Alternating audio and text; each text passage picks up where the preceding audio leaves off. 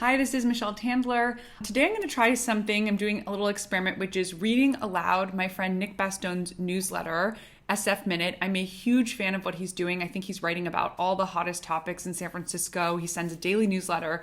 Right now it's all free. We just had a call and I thought it'd be fun to record reading aloud. I'm trying to practice my voiceover because I do it a bunch for my company Life School. And so I thought I'd just give this a spin and see how it goes. All right, let's see how it goes. Soup's vote to cap food delivery fees. Critic weighs in on top sandwich spots. It's Wednesday, June 23rd. The SF Minute. Hey there, San Francisco. A few months back, Twitter erupted when Nob Hill resident Addie Bjornson put out a simple request. San Franciscans, tell me about your favorite sandwich and where to get it. Responses unearthed countless gems across the city, including the eggplant parm from Molinari, the ham and Swiss from Salty's, and of course, the turkey sandwich from Arguello Supermarket. An incredibly informal survey taken by SF Minute readers the following day found Deli Board, Limoncello, Luke's Local, and Lucinda's among people's favorite places as well. And so on Wednesday, it was exciting to see Chronicle food critic Soleil Ho publish her list of top sandwich shops across the Bay Area. The sandwich remains the classic food of the working person, Ho writes, so most everyone has an opinion on who's got the best. For Ho, her top-tier sandos in San Francisco come from Bread Belly, Flower and Water Pasta Shop, Lou's Cafe, Mario's Bohemian Cigar Store Cafe, Palm City Wines, Roxy Food Center, The Sentinel, Submarine Center, and Turner's Kitchen. It's a good list, but now I just want to try them all. And with that, on to some news. On Tuesday, the Board of Supervisors voted unanimously in favor of a resolution that caps delivery fee commissions to 15% for companies like DoorDash and Grubhub. Previously, local restaurants have faced fees as high as 30%, the Chronicle said. This legislation will ensure our San Francisco restaurants can continue to operate in a financially sustainable way as they recover from the past year plus with limited capacity and lost revenue, the head of the Golden Gate Restaurant Association, Lori Thomas, said in a statement. If signed into law by Mayor Breed, San Francisco will become the first major U.S. city where food delivery companies must navigate permanent commission caps.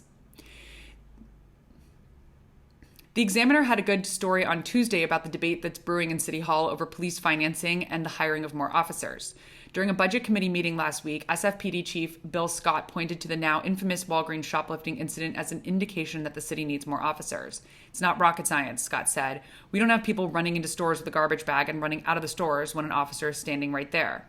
Meanwhile, at the same meeting, Supervisor Dean Preston said there is always an excuse to increase police funding. Crime goes down. It's because of the increased policing, so we need to keep that up. Crime goes up. We need more police out there because crime is going up. The SFPD currently has 1,780 officers, which is fewer than the 2,200 officers needed to properly respond to service calls, according to an independent study last year. Chief Scott said he hopes to hire 100 more officers in the upcoming fiscal year, mostly to backfill those who decided to retire. Conversations on the matter are scheduled to resume on Thursday. Quick bits. Speaking of the Walgreens incident, the district attorney's office has filed 15 charges against the suspect for a string of shoplifting he allegedly carried out in the span of just over a month, the Examiner writes. In a statement, DA Chesa Boudin said, local businesses and neighborhood stores are the backbone of our community, and we are working to protect San Francisco stores and consumers. In Tuesday night's NBA lottery, which determines the selection order for the July 29 draft, the Warriors came out with the 7th and 14th overall picks. One of their picks came from a 2020 trade with Minnesota. Having two swings added in what we think is a really, really good draft is important for many reasons, Golden Gate GM Bob Myers said. The co-owners of Four Barrel Coffee and The Mill are reportedly taking over the Hayes Valley space previously occupied by 20th Century Cafe. Details about the new venture, called Le Quat, are vague, but apparently it'll be a bakery/cafe by day and wine bar by night with plans to open this fall. A 45-foot-long gray whale washed ashore at Ocean Beach on Sunday. It's the 17th dead whale to appear on Bay Area beaches this year, which is up from the 5 to 10 whales local experts say they typically see in a given year. And finally, El Paso-based photographer Valerie Contreras was on vacation and visiting suture baths this week when she started suspecting that a proposal was about to take place, according to an SF Gate story on Wednesday. So she set up her camera, and it happened, Contreras recounted. The problem? She didn't want to ruin the moment, asked for the couple's information on the spot, but she also wanted to share the photos with them. So she took to social media, and voila, the post went viral on Twitter. It's linked here. Within hours, Contreras was able to make the connection, and today the tweet has over 680,000 likes. They were having an intimate moment, and it's not something I wanted to go on and approach them right in the middle of, Contreras later tweeted. I literally thought in my head, well, I'll just have to have Twitter help me. That's all for today. Thanks so much for reading, y'all, and we'll see you back here tomorrow. All right, over and out.